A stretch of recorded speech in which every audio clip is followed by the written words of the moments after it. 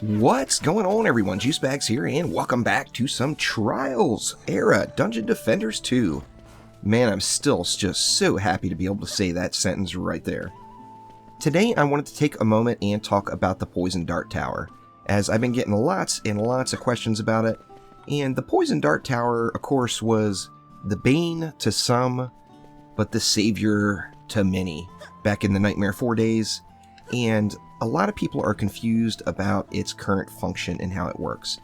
Now, first off, the Poison Dart Tower is actually in a really, really good spot. It's now kind of an awesome tower that scales well with gear and is not overpowered, but is not underpowered either. It's just about right, in my opinion. However, you have to understand how it works now. Now, we all know that back in the day, the Poison Dart Tower scaled off of defense power really, really well, and all of the damage came from your poison. The physical dart damage was practically nothing, and all of the damage was ripping out from the poison.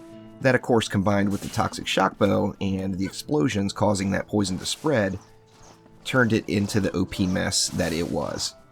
Now, that is not how the Poison Dart Tower functions.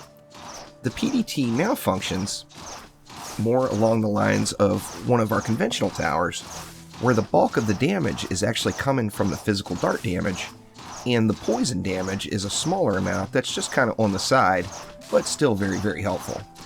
Now, the Poison Dart Tower scales best with crit. It just scales like crazy with crit damage. And I am actually getting mixed results right now with the gear I have on whether or not I want to focus on crit or defense speed. As you see, right now I've got my defense speed orb in slot, and that gets the attack rate way down there, makes it just ripping off the shots. From what I understand, you can get this to as low as like a shot every 0.3 seconds, 0.29 seconds, something like that. That is just awesome. However, the PDT does scale ridiculously well with damage, or with defense crit damage as well.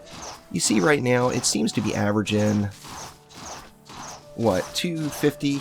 There's a 214, 235. I saw a 270 something in there earlier.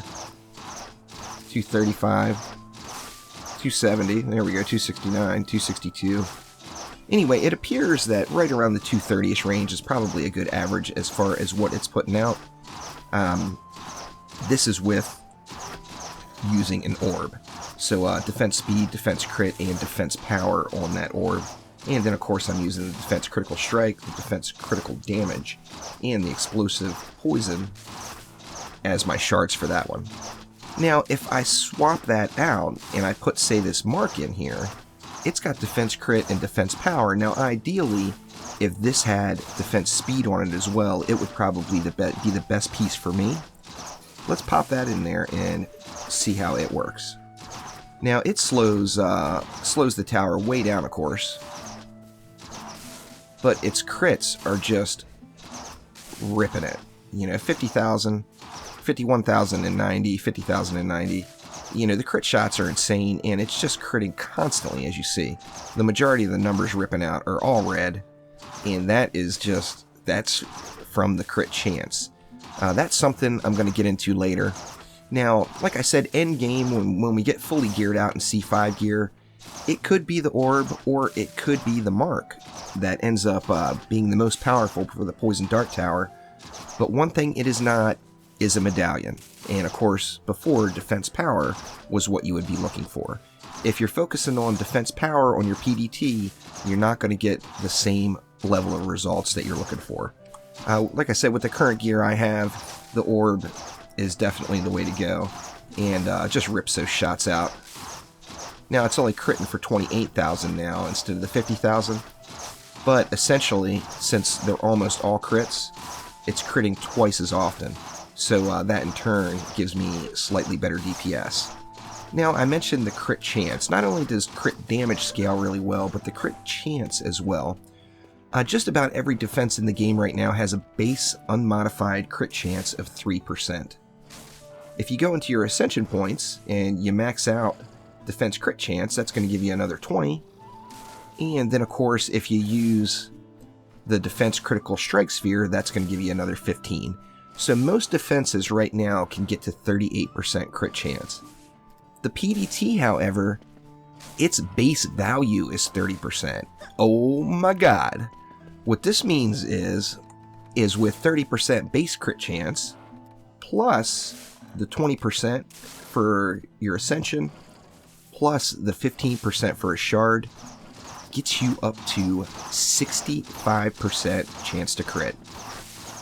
And that's why when you're looking at it, just about every shot is a critical hit. In fact, I haven't seen a non-crit in a while now. There's a couple. There was one. It's just crazy. 65% chance to crit, so it makes it just completely wreck it out. Now, like I said, you're not going to get the poison spreading, so that is not quite as nice. Now, I don't think you're going to get the poison spreading. Let me look at that explosive poison again. If an enemy poisoned by the poison dart is killed, it detonates dealing 150% in a small area around the enemy. It doesn't really say anything about spreading the poison, so I'm not sure at this point if it does spread. If somebody can clear that up in the comments, that would be awesome. But anyway, hope this helps everyone get a little better explanation of how they should be setting up their PDT Huntress, as it still can be a viable tool for you to use in the trials. So thank you for watching. Click that like button and please subscribe to the channel if you enjoyed it. Of course, there's going to be massive amounts more of DD2 trials coverage coming. For the next week, there's going to be at least, at a minimum, one video a day. After that, it's going to be substantially more, as I'm going to ramp it up once I have a little better understanding of how everything works. So thanks again, and we'll see you next time.